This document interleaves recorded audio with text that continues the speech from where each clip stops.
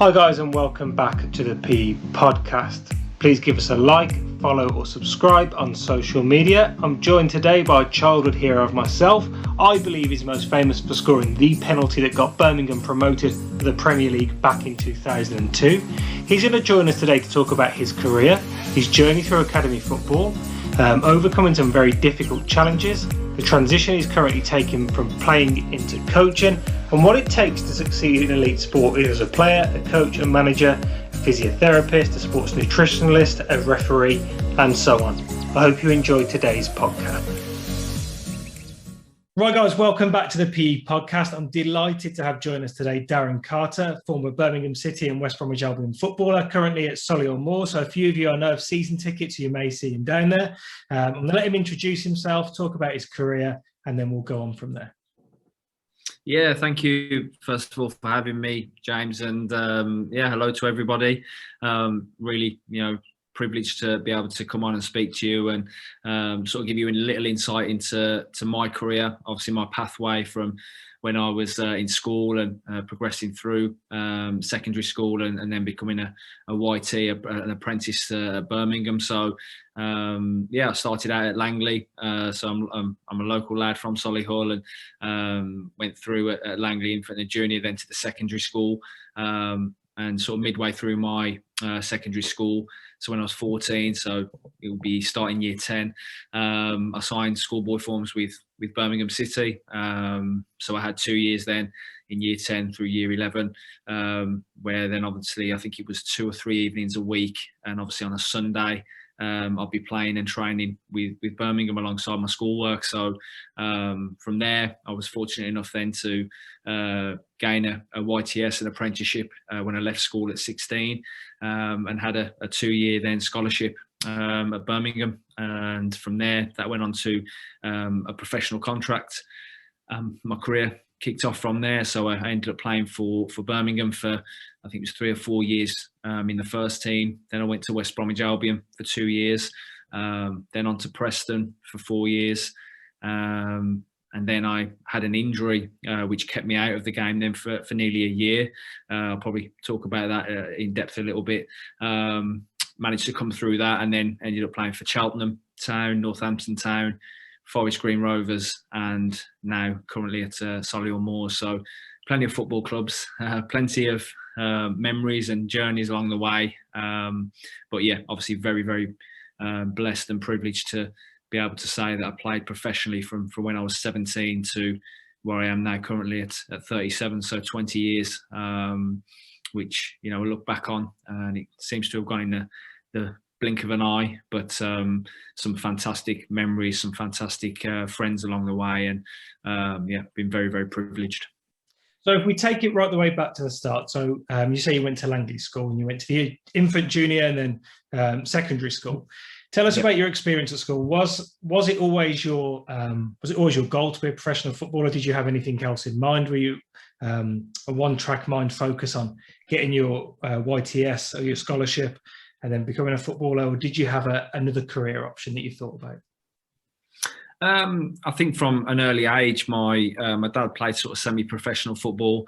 Actually played for Moor Green, as it was back then. Moor Green and Solihull Borough obviously both merged to make Solihull Moors of today. So I followed my dad sort of his career through non-league football.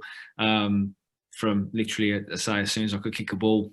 So I always had football in my DNA. Everything I did, related to football. So all through my school years and then into secondary school, I, always wanted to be a footballer. I was very lucky, I think, that my mum and dad were sort of very or made me very aware that school was very important. So I always really took a lot of care and time in my schoolwork, wanted to do as well as I possibly could academically, but also, always in the back of my mind, it was football that I wanted to ultimately do. And as I mentioned there, when I was 14, going into year 10, I signed schoolboy forms, and that's when it sort of got a little bit more real for me that there's a chance and a pathway for me to progress into football. And them 2 years, I think in year 10 and year 11, balancing the schoolwork, but also being very excited at the the chances I was getting then to train and play for Birmingham City as a schoolboy,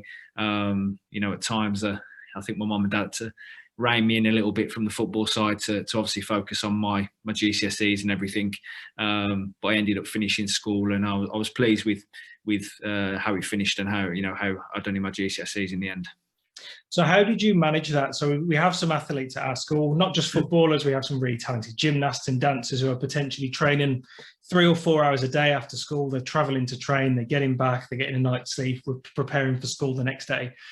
That's obviously very, very difficult. I know some of our students get back at sort of 1 o'clock in the morning. They're back up for 6, 7 o'clock heading into school. How did you manage that? How did you manage the workload from sort of 14 onwards in terms of your GCSEs and then that excitement of potentially becoming a footballer in the future? Or how did your parents help that? How did they rein you in?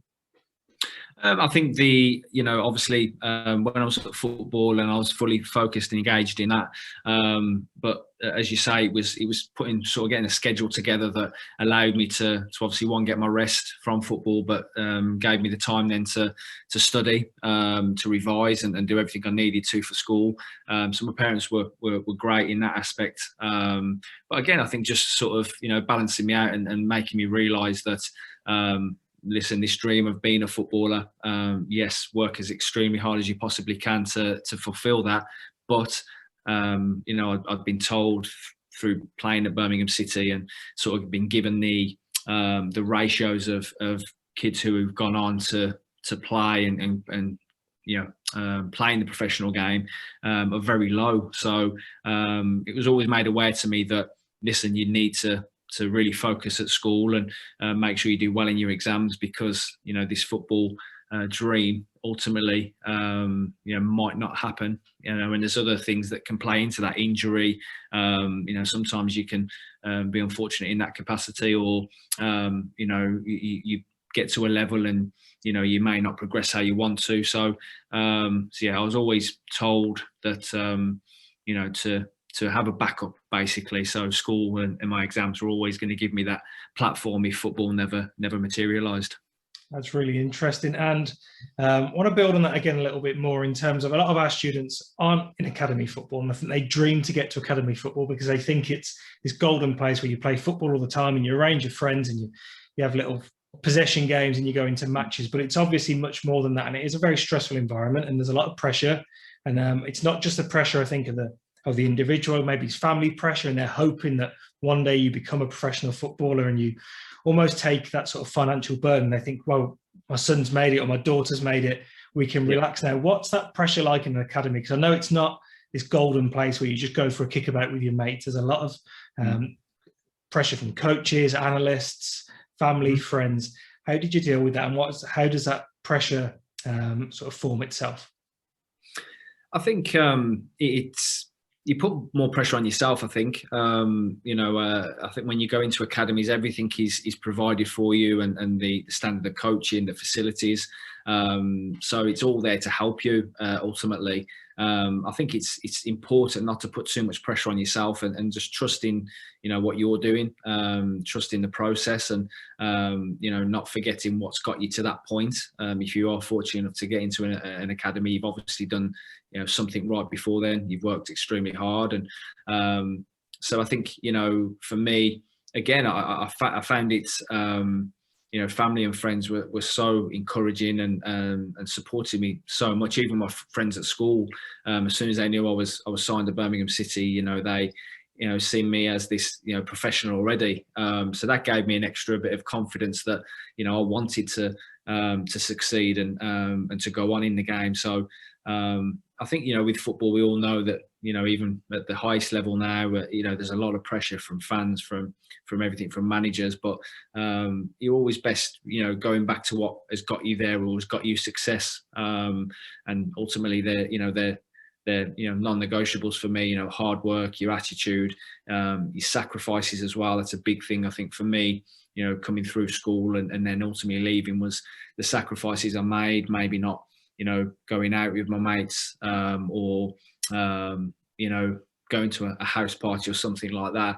I'd stay at home and prepare and and rest and eat right, drink right, knowing that that was going to give me the best possible chance. So yeah, trusting that the things, the fundamentals that, you know, ultimately are going to get you success.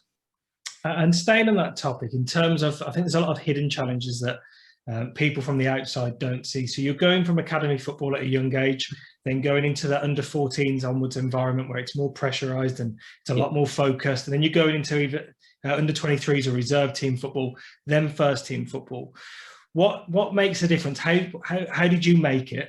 And did you see potential peers or people in the team who were just as able, but maybe didn't have the right mindset? What was the determining factor that allowed you to make it in comparison to those who dropped away? I think ultimately the biggest thing, thinking back, and again, when I signed, when I left school and signed scholarship, 2-year scholarship at Birmingham, I signed with seven other lads who I'd sort of come through at Birmingham with, had known for a few years. A couple of them from the Solihull area as well, so I knew them already. And I think the biggest thing for me was distractions. I think when you are in that sort of environment and you're labelled with a football club, you know, what comes with that, you know, some attention, and then from friends and family and everything else. And it's just being able to know what is a good distraction and what isn't. And I think I've seen a few, you know, people or a few lads fall away because, like I say, they instead of sacrificing a Saturday night or a Friday night out with their mates at the pub or wherever it was, you know, they'd be lured into that.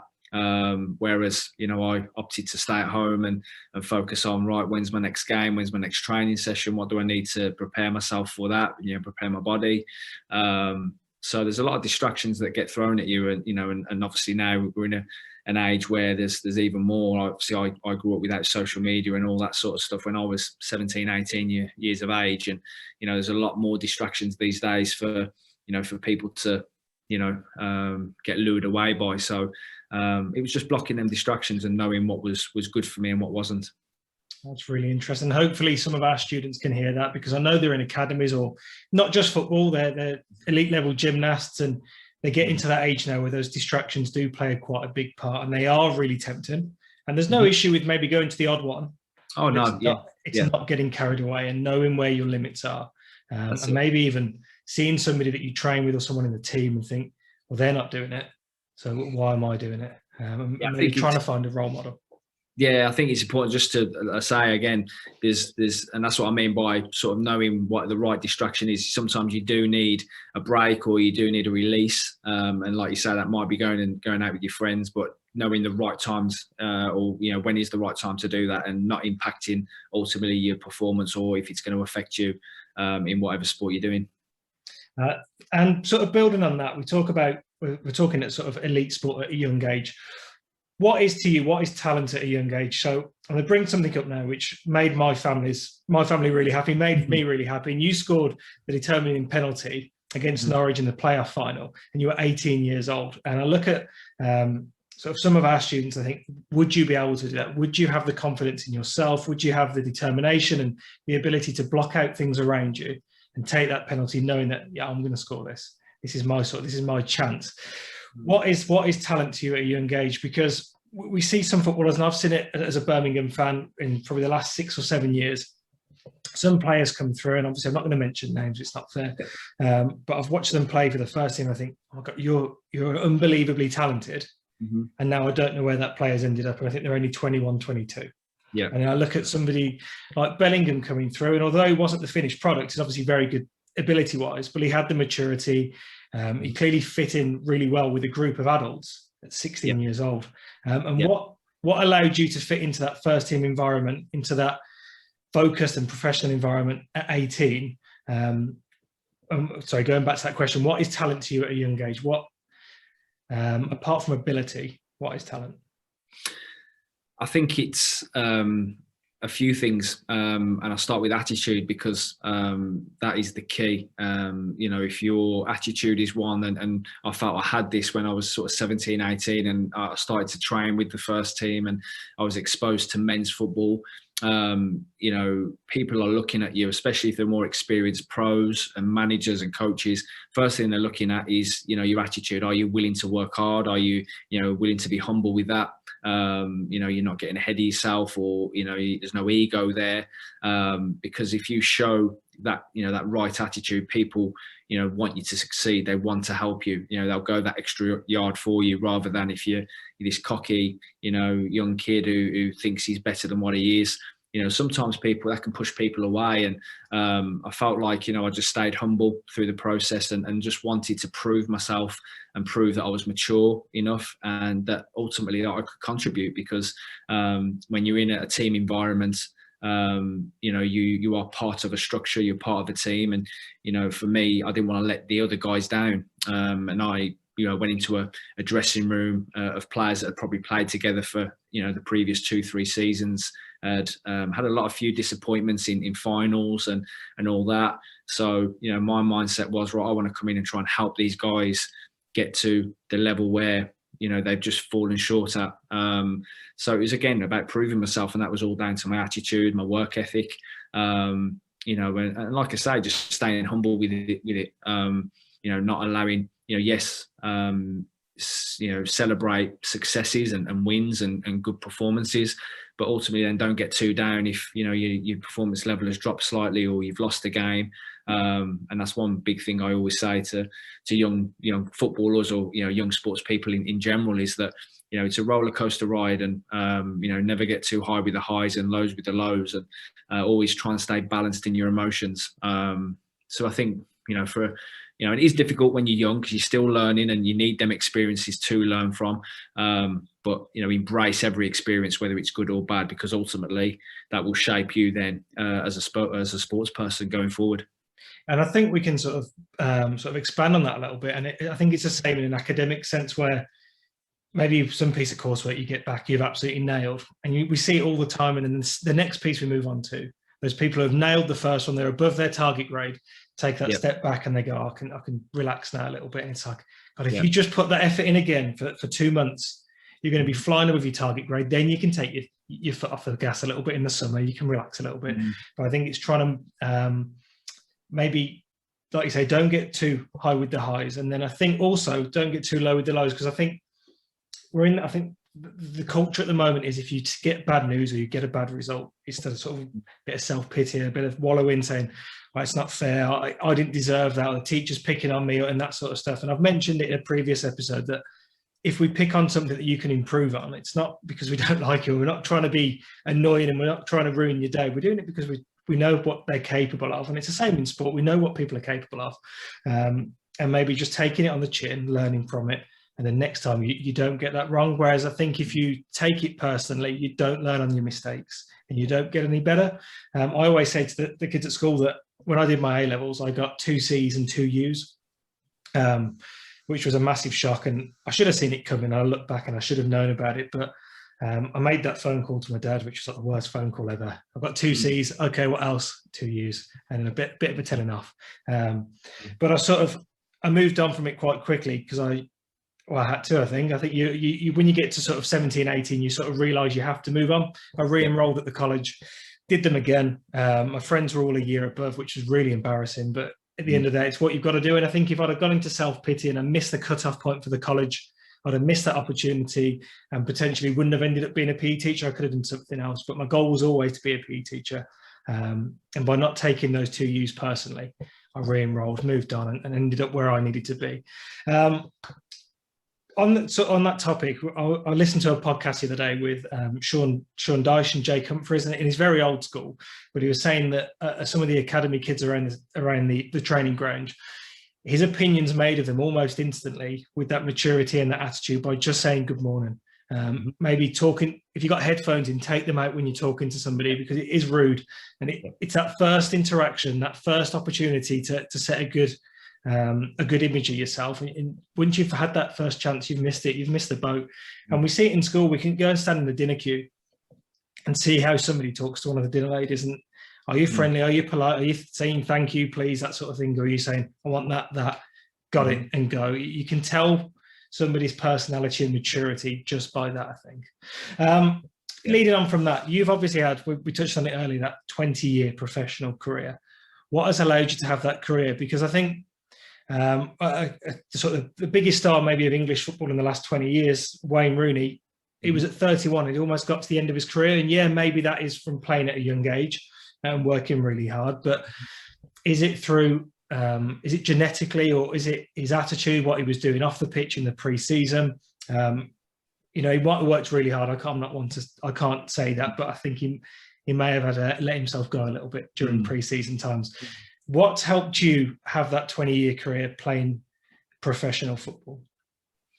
I think it's a physical and mental thing. I think physically, I've always prided myself on being as fit as I can be. And you mentioned there, pre-season is always probably the toughest part physically of any season, and it's the beginning as well. So you're setting sort of a foundation, a base, if you like, to go for the whole season, and just give myself the best possible chance physically, and just enjoying the hard work, enjoying the tough running sessions, the tough gym sessions.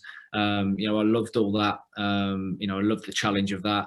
And then mentally, just, again, things we've just talked about there, not allowing myself to get carried away or allow myself to get too low with different things. And just trying to stay on a balance, and I think you mentioned it there that, when you do have success, don't just, sit back then and enjoy it. It's right. How can I get better? And that's one thing as my career has progressed, is then, how can I be better each day, and treating every training session as, right, I'm going in today, I'm going to, focus on this. I want to get better at this. And by the end of that day, coming away and going, what, I've got a little bit better today. It only might be that little 0.5% or whatever it is, but I've got better. I think when you drive, that ultimately then drives you on a day-to-day basis. And sort of taking the small steps. Yes, have a goal in mind, but don't be thinking you have to get there so quickly. It's an ongoing process, a journey. So I've took that approach to my career, and it seems now to have sort of held me in really good stead. I still feel very good physically, mentally. I felt I feel as strong as anything. I think if you ask any footballer or sports person, when as you get older, the experiences that you have. It does, like I say, it shapes you and ultimately makes you, tougher and stronger for all the experiences. So again, it's learning every day, being open again to adapting. So as I've got older, I've had to adapt my training regime a little bit, and my diet as well. I went vegan sort of 4 years ago now. I was looking at different ways how I could keep myself going and as healthy as possible.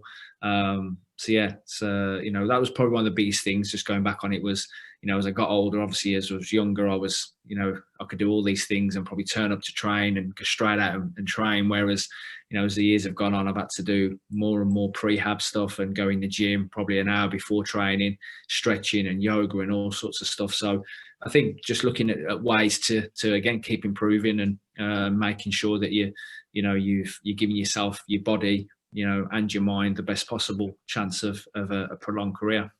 So you've mentioned there, one of the themes you've mentioned is adapting, and you've mentioned earlier as well, the clubs that you've played for, you've worked under different coaches, different managers, even just on the pitch, playing in front of different referees, and you have to adapt the way you play, or maybe the way you speak to them, because you begin to know them and you have an understanding of them. Sorry. What do you see in referees, in coaches, managers? What's the difference between those who are sort of running the club and those who have the final say in training and formations and that sort of thing, between those that succeed and those that fail? Because I think we hear it all the time, and it's been similar at Blues with Pep Clotet, people saying he's a brilliant assistant manager, but did he have it as a manager? And there was a guy at Wolverhampton a few years ago, and I can't remember his name at all, but they said he was an excellent number 2, but did he have it to be number 1? And we have some of our students at school doing GCSE PE, Cambridge National Sports Studies and A-level PE that might realise now that they've missed the boat to be a professional footballer, a professional sports person, but they want to get into coaching, they want to get into officiating, physiotherapy, sports science, fitness coaching, that sort of thing. What's the difference in those roles between those that you've seen do a really good job and they've inspired you and they've made you enjoy training, and maybe those that you've thought, Or what have you thought about those that didn't have what it takes? I think it comes down to a lot of the things we've already mentioned, and you go. I know you mentioned about the high performance podcast that you listen to with Sean Dyche, and I listened to that as well, and I thought it was really great that.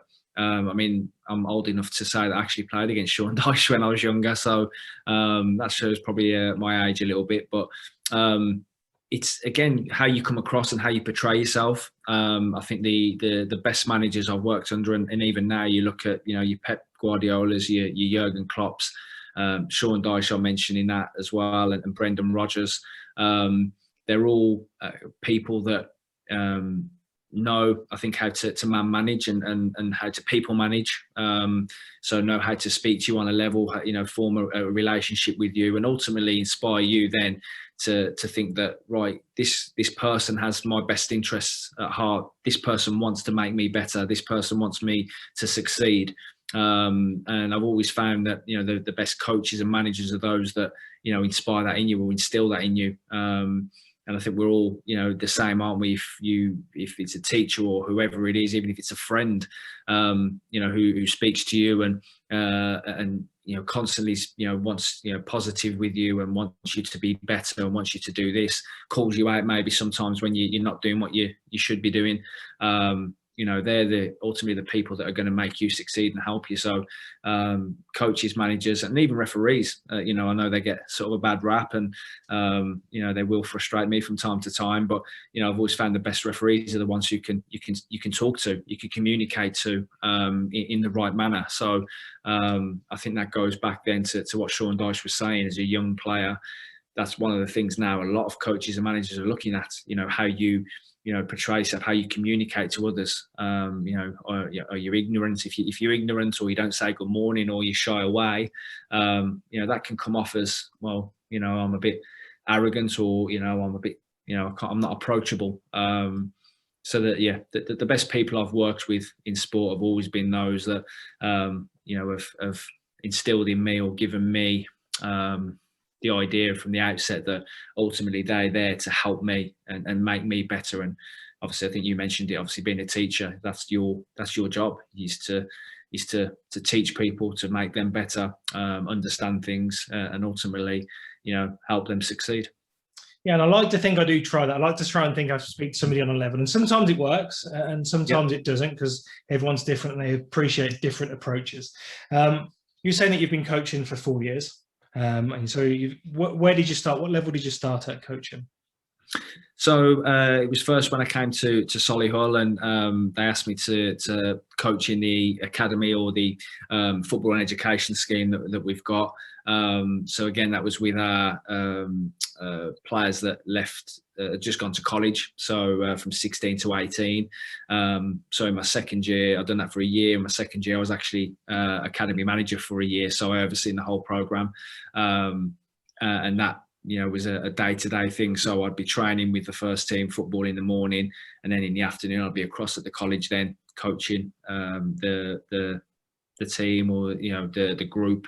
As I say, it was all 16 to 18 year olds. So that was my sort of way in, and I've done sort of my level 2, my B license. I'm hopefully now going to be doing my UEFA A license very soon.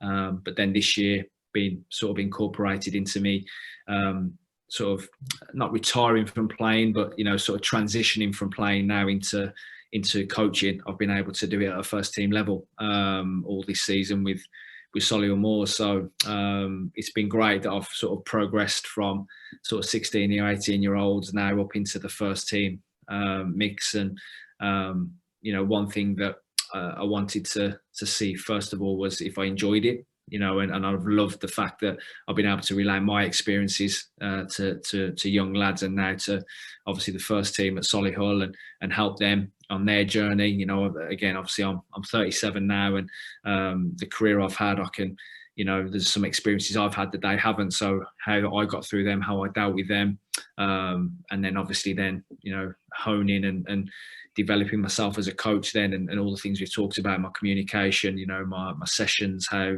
I get my message across, So yeah, I've loved it. So the 4 years have been a real progression really, and I've felt like I've developed now into hopefully what people could say, a decent enough coach. And how was that transition? I imagine it's quite difficult to go from all of a sudden being one of the lads and playing in the first team to all of a sudden coaching the first team. And our students, obviously, it's not on the same level, but in Cambridge National Sports Studies, they go from being as part of the group, and then they have to lead a session to their own peers, which is extremely daunting. Some students naturally they're absolutely fine, but that's probably 10% of a class, whereas everybody else naturally is worried, is taken back. It's the thought of standing up in front of your friends and not laughing and getting the giggles and that sort of thing. How was it for you, that transition from all of a sudden coaching the players that you play with still and those that you played with maybe last season? How did you find that? Well, I've had it sort of both ways this year. As I mentioned, I've transitioned, so I hadn't actually retired from playing this year. So I've gone from at times this year coaching to then actually playing in games. So I am sort of the in between a little bit this year. And I think from a personal level, it's difficult sometimes because obviously, as I've mentioned, or probably through this podcast already, I've geared myself up and give myself every possible chance to be the best player I can be.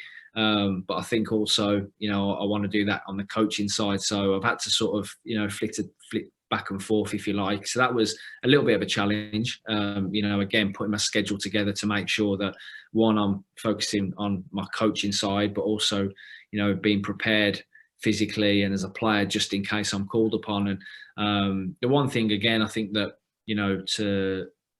to answer your question about sort of how that relate to the players that I've played with and alongside, I think it's just how I've carried myself as a player.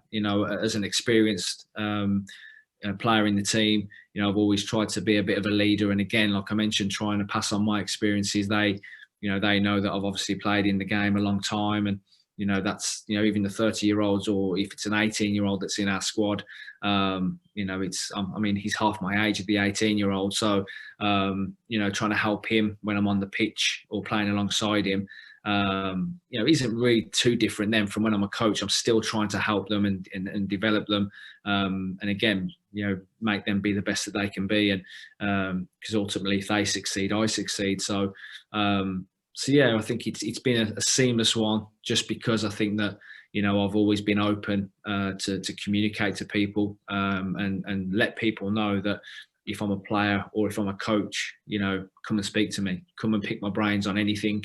I'll always chat and give you my experiences and my advice. So in that sense, I think it's been quite seamless really, and the players and the lads know what I'm about. And I haven't really changed too much, other than I've put on a different coaching kit, and obviously now I've got a whistle and a stopwatch in my hand. I think one of the themes that's gone through this whole sort of chat that we've had is that professionalism, because I think if you were to go into that situation being somebody who doesn't push himself, doesn't look after himself, doesn't listen to the coaches, doesn't listen to those around you, and then all of a sudden you want that respect and you're telling people to do things that you didn't do or you've never done, they're going to throw it back in your face, I think. I want to sort of go back and cover your career as a whole now. Any challenges that you've overcome? And you mentioned one a little bit earlier in terms of an injury. How did you overcome them? What was the challenge? How did it affect you, and how did you overcome it?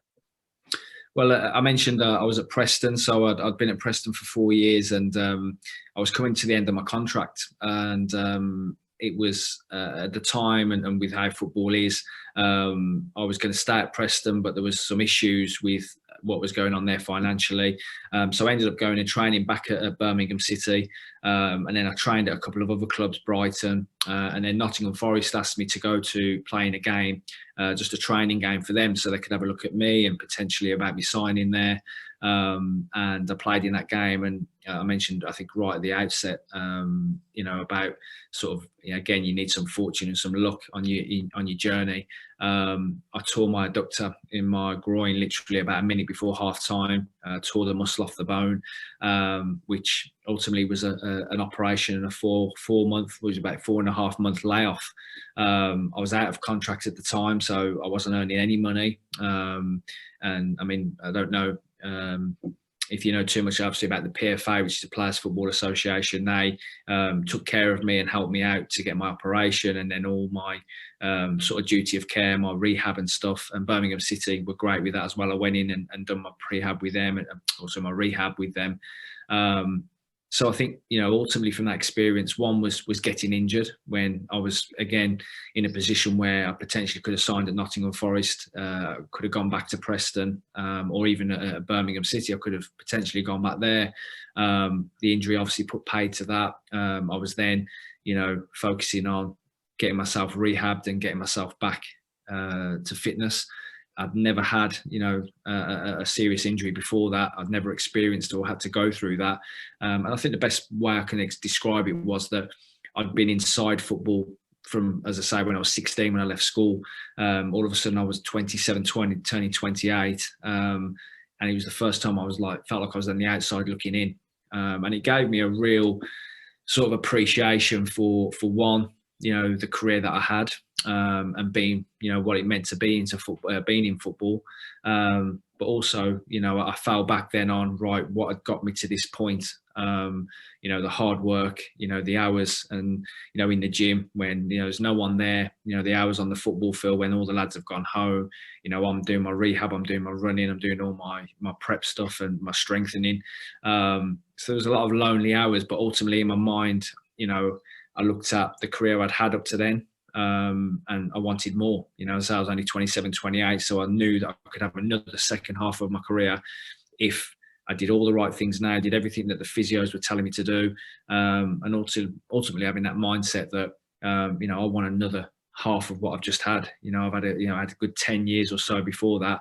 I want another, 9 or 10 if I can after that. So that drove me on, and ultimately that experience, getting back playing and then going back and signing at Cheltenham and playing professionally again, it gave me such a buzz. That first game back after injury and signing at a football club, it was rewarding for all the hard work I'd put in. Yes, there was times when I was a bit down or whatever, but realizing that the hard work ultimately got me to my rewards, and again trusting in everything that I'd known before then, what got me to that level. And it's, meant that I've had another really, sort of long, another 10 years in the game, and has led now to me staying in the game through coaching capacity. So, that for me, and I always look at successful people within football or within sport, and we've all had adversity at some stage, and I kind of like that. I wouldn't want my career to just gone smoothly. I'd like to have a bit of adversity, because that's another thing that we look at, I think, as a coach now, for me personally, and looking at young players is, how do they react to adversity? How do you react to, something going against you? Or that's a big thing. That's a real big character trait for me personally, because I think that tells, shows a lot about you. You take a knockback, but can you then come back and, have that determination and that grit between your teeth to right, that's not going to deter me. So that's kind of the mindset I was in. And as I say, I feel really proud of myself, that I got through that period and ultimately got myself back playing. It's quite interesting that you mentioned that in terms of what you look for now in a coach. And I think, I don't want to bore any of the students listening, but there was a study recently done in Sweden where they had a group of students do maths questions, and they had 20 very high achieving, very sort of really struggled with the subject. And they told the high achievers, you're brilliant, you're amazing, complete the test. And they completed their test. And they told those who potentially didn't get on with maths, the sort of benefit of struggle and how struggle helps form character, and it forms those sort of attributes that you have which can get you on later in life. And then when they actually did the test, those high achievers in the first half of the test, the easy half, they flew through it, got everything correct.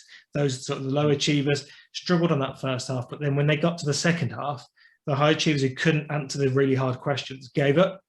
And those that had been taught that this is actually a character build, and it's going to build that sort of mentality to help you when you're older, had a go at the questions. I don't think there was much difference between who got what's right, because I think they were too hard to answer, but they gave them a go. And I think that we see it as teachers, you see it throughout your career. If you're going to work hard and you're going to put that maximum effort in and go out the way to impress people, and even if you get it wrong or you can't do it, giving it a go Yeah. really helps. And you see, taking it back to sport, I think I saw pre-season training with Liverpool this year that James Milner was the fittest again. Yeah. And he's obviously so determined to keep pushing and pushing and pushing. And I think he's a sort of character that even if he was to drop out, he'd only drop out when he's done. He's not going to drop out because he's a bit tired. He's not going to drop out because calf's gone a bit tight. He's going to push himself to the limit.